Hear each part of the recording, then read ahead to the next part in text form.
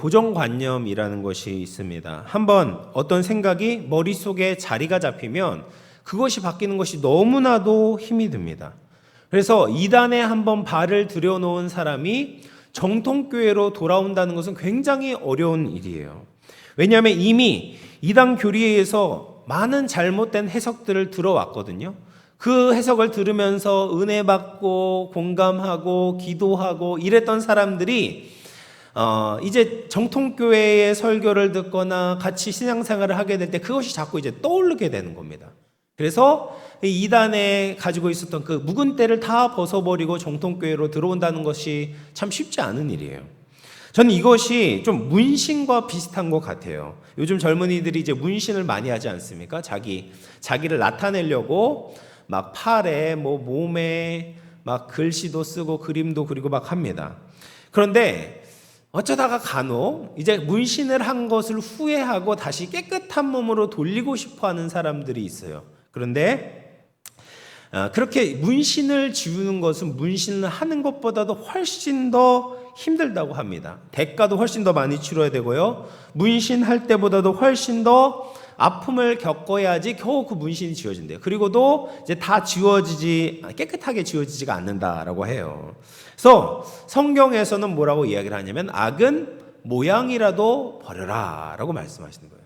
그래서 악한 일에는 근처도 가지 말고 따라하지도 않는 것이 가장 현명하고 지혜로운 것이다 라고 이야기를 하는 거죠. 그런데 같은 이유로 우리가 가지고 있는 생각 때문에 복음을 잘 받아들이지 못하는 경우가 있다는 겁니다. 우리가 이미 가지고 있는 생각의 틀이 있잖아요. 세상살이를 하면서 산전수전 겪으면서 내 나름대로 얻게 된 세상의 지혜들이 있단 말이에요. 근데 그런 지혜들이 꼭 성경 말씀과 부합하는 것은 아니다라는 거예요. 성경에서 말하는 것은 이건데 내가 지금까지 경험한 것은 이런 거란 거예요.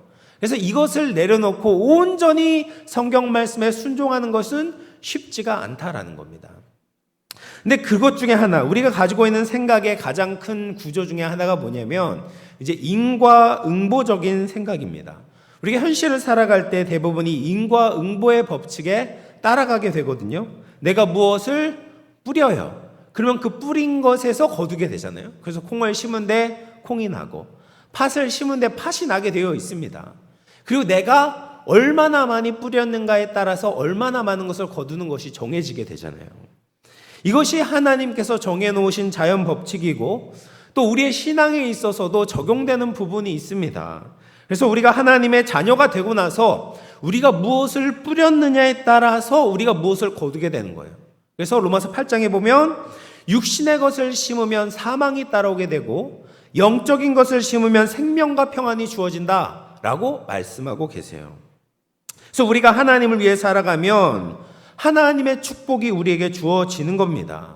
그래서 주님을 위해서 우리의 시간도 또 물질도 우리에게 주신 달란트도 심게 되어질 때 하나님께서 우리에게 은혜를 주시고 또 축복을 주시는 게 있어요.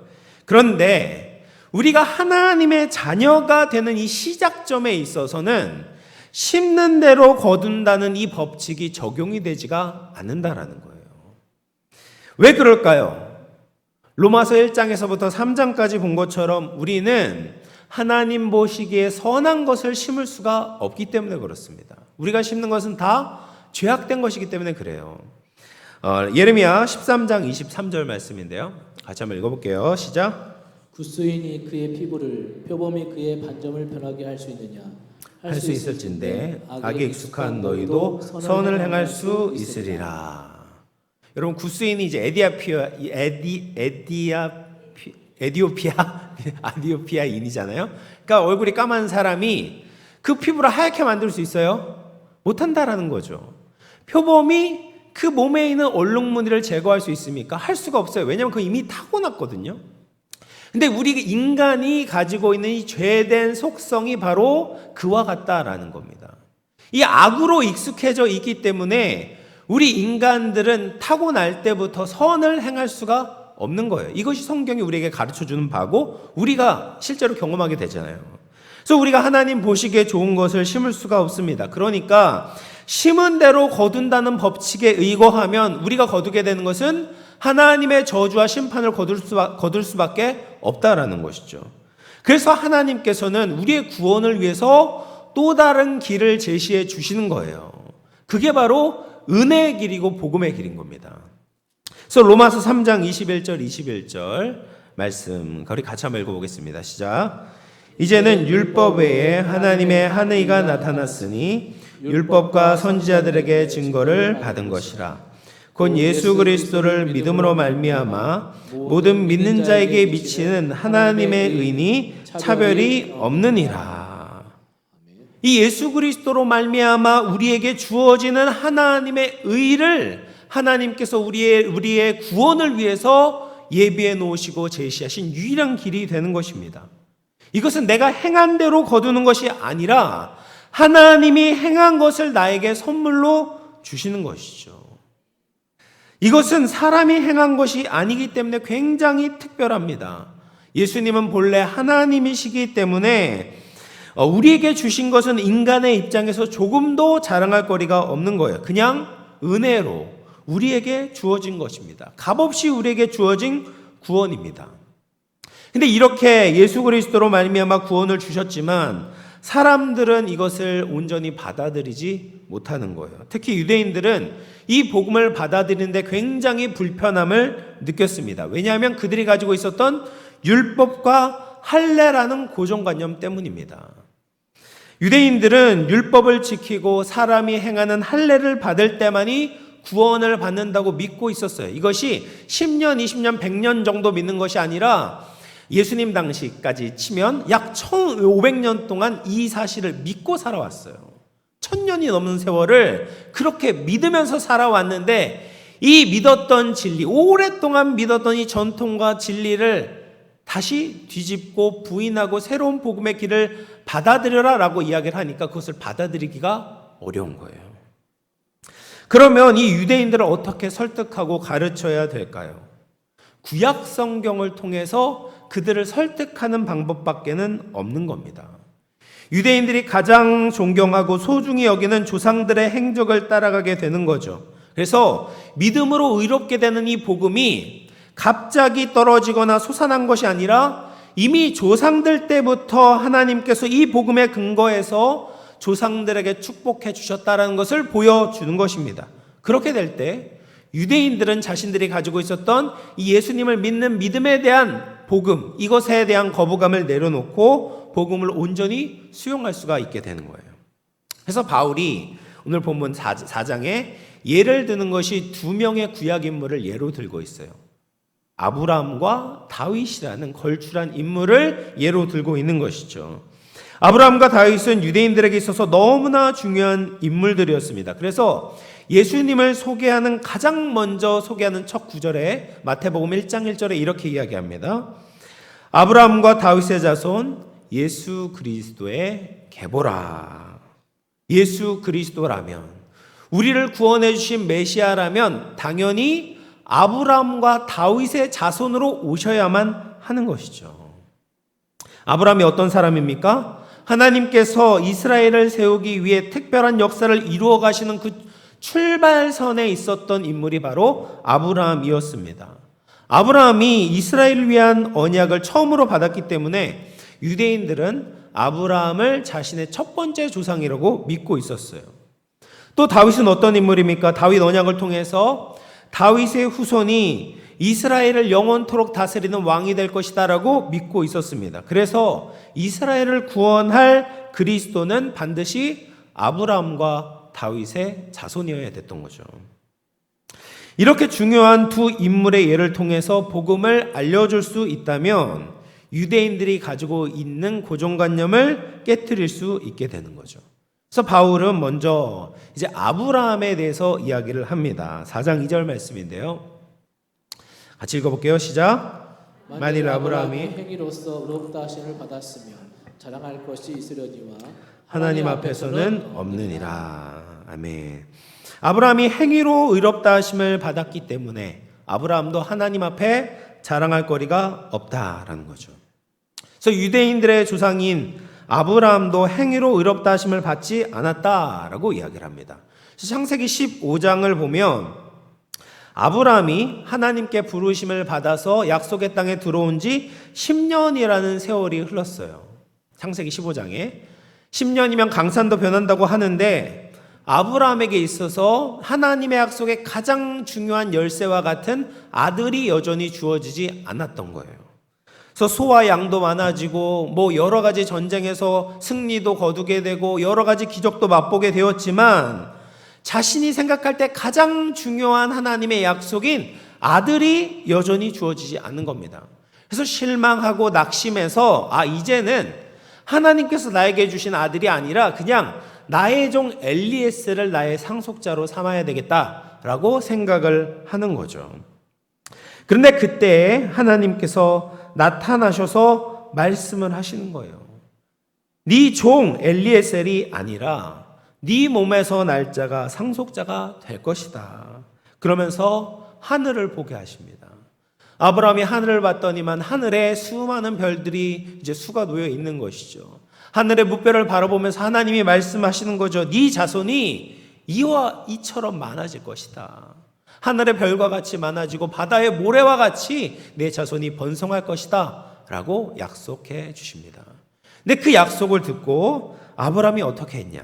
창세기 15장 6절입니다. 아브라함이 여호와를 믿으니 여호와께서 이를 그의 의로 여기시고 라고 이야기를 합니다.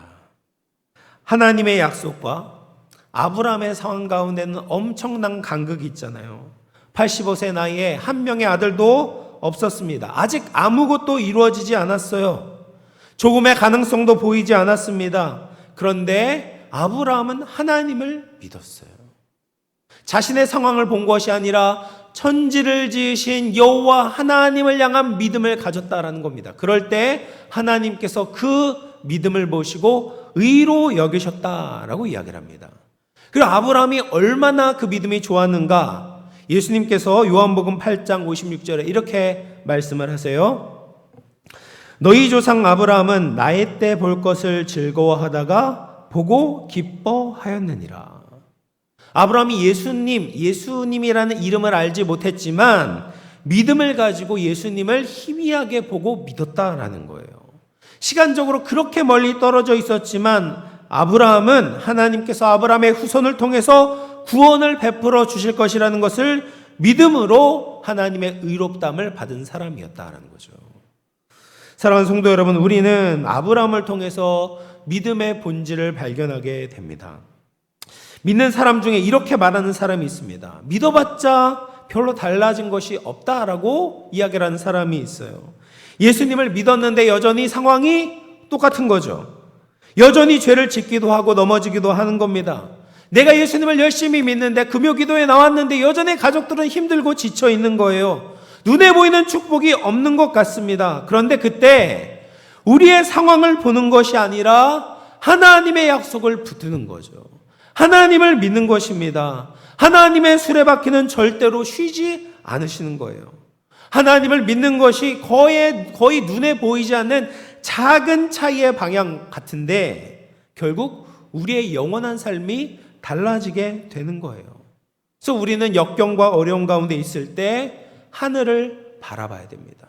하나님의 약속을 붙잡아야 됩니다. 하나님의 말씀을 믿어야 되는 거죠. 하나님께서 하나님의 자녀들을 위해 놀라운 일을 행하실 것을 기대하며 믿음으로 살아갈 수 있는 저와 여러분 될 수 있기를 주의 이름으로 축원을 드리겠습니다.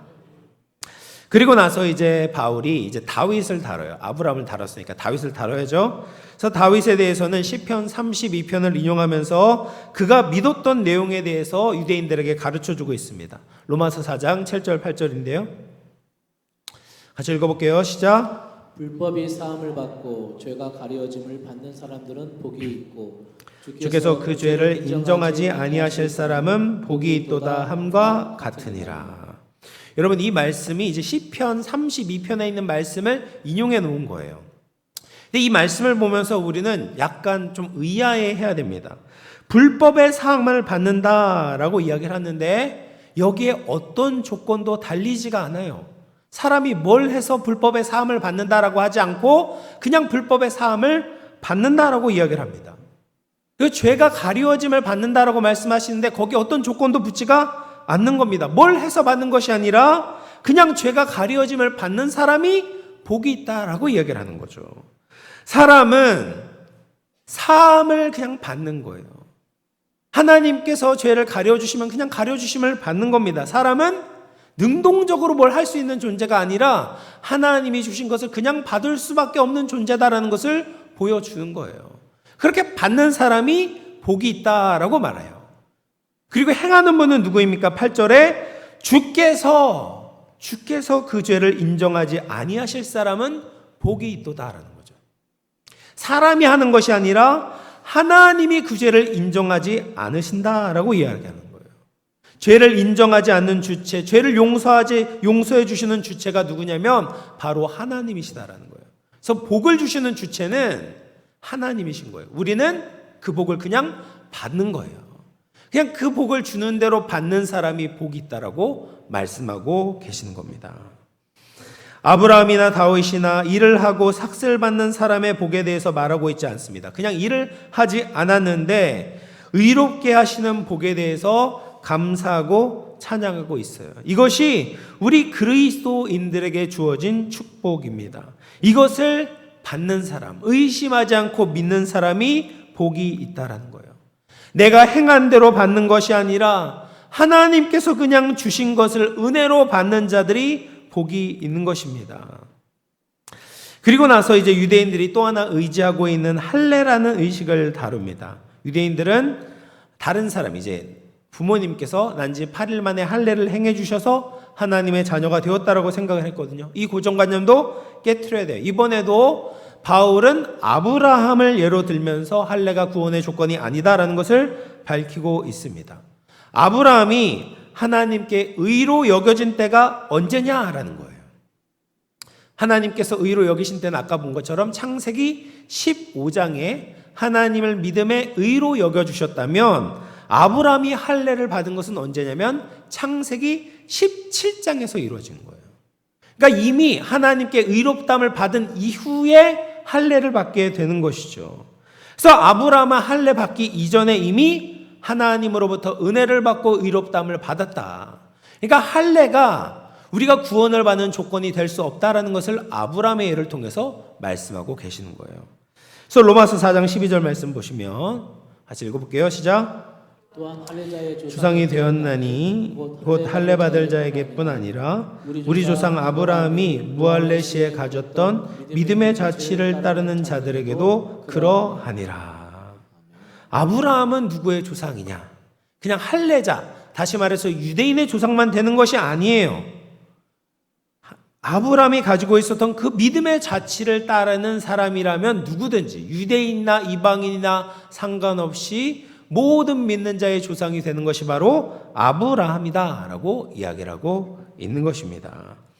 그러면 율법의 역할은 무엇인가? 로마서 4장 15절 말씀을 보면 율법은 진노를 이루게 하나니 율법이 없는 곳에는 범법도 없느니라. 유대인들이 믿고 있었던 율법은 구원을 베풀 수 있는 것이 아니죠. 계속해서 본 것처럼 율법은 하나님의 진노를 이루는 수단이 되는 것입니다. 율법 아래에서 정죄를 받고 하나님께 심판을 받을 수밖에 없어요. 율법은 우리가 얼마나 큰 죄인인지 깨닫게 해주기는 하지만 그 하나님의 심판에서부터 벗어나게 할 수 있는 능력을 주지는 못하는 거예요. 그래서 우리는 은혜가 필요한 것입니다. 복음이 필요한 거죠. 유대인뿐만 아니라 모든 이방인들도 믿음만 가지면 아브라함의 자손 하나님의 자녀가 될 수 있는 것입니다. 믿음이란 우리의 행위가 아니죠. 하나님을 의지하고 하나님이 우리에게 내미신 손을 거부하지 않고 받는 것입니다. 하나님이 우리에게 주신 은혜를 있는 그대로 받는 것입니다. 그러면 예수님께서 우리의 모든 죄를 완벽하게 용서해 주시는 거예요. 우리는 더 이상 죄의 문제에 시달리며 살아갈 필요가 없는 것입니다. 다윗이 지었던 아까 이야기했던 그 시편 32편에 보면 해결되지 않은 죄가 얼마나 무서운 영향을 끼치는가를 말해주고 있습니다. 시편 32편 3절과 4절 말씀입니다. 같이 읽어보겠습니다. 시작. 내가 입을 열지 아니할 때에 종일 신음함으로 내 뼈가 쇠하였도다. 주의 손이 주야로 나를 누리시오니 내 진액이 빠져서 여름 가문의 마름같이 되었나이다. 여러분, 우리의 죄의 문제가 해결되지 않으면 우리의 뼈가 쇠하는 거예요. 쇠한다는 건 뼈가 녹는 겁니다. 뼈가 조금만 골절이 되어도 얼마나 아프고 힘이 듭니까? 그런데 우리가 죄를 지으면 뼈가 녹는 것과 같은 아픔 때문에 신음할 수밖에 없다는 거예요. 이것이 죄로 인해 겪게 되는 고통인 것입니다. 또 우리가 죄를 짓게 되면 주의 손이 주야로 나를 짓누르는 것과 같은 거예요. 죄를 지음으로 말미암아 우리와 하나님 사이의 관계가 단절이 되는 거죠. 전능하신 하나님이 우리의 편이 되는 것이 아니라 우리의 적이 되시는 거예요. 그렇게 해서 진액이 다 빠지고 가뭄의 땅이 마름과 같이 되게 된다라는 것입니다. 그래서 사람이 죄를 지으면 단순히 우리의 영혼만 고통을 받는 것이 아니죠. 우리의 정신에, 우리의 마음에 문제가 생깁니다. 불안과 두려움이 몰려오게 되고요. 우리 마음 가운데 여유가 사라지게 됩니다. 또 그렇게 되면 우리의 육신까지도 문제가 생기게 되는 거예요.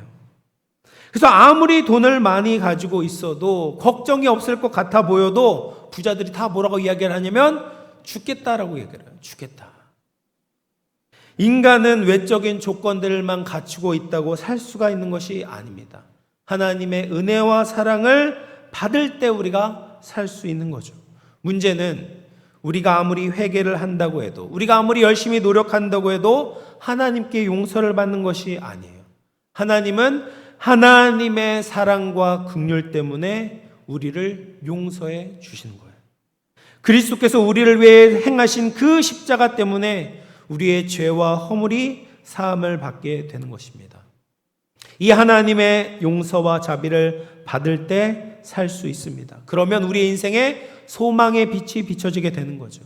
그리스도의 십자가를 통해 우리에게 이루어 놓으신 일을 받아들이기만 하면 그 은혜 때문에 우리의 존재를 의인으로 여겨주시고 하나님께 나갈 그 은혜의 길이 활짝 열리게 되는 것입니다. 사랑하는 성도 여러분, 이제 말씀을 마무리하도록 하겠습니다. 우리는 자꾸 자기가 행한 일에 집중하고 나를 내세우려는 습성이 있습니다. 내가 무엇을 행했는지만 보려고 합니다. 그러나 복음은 나를 보는 것이 아니라 주님을 보게 합니다. 내가 행한 일이 아니라 주님이 나를 위해 행하신 일을 보게 만드는 겁니다.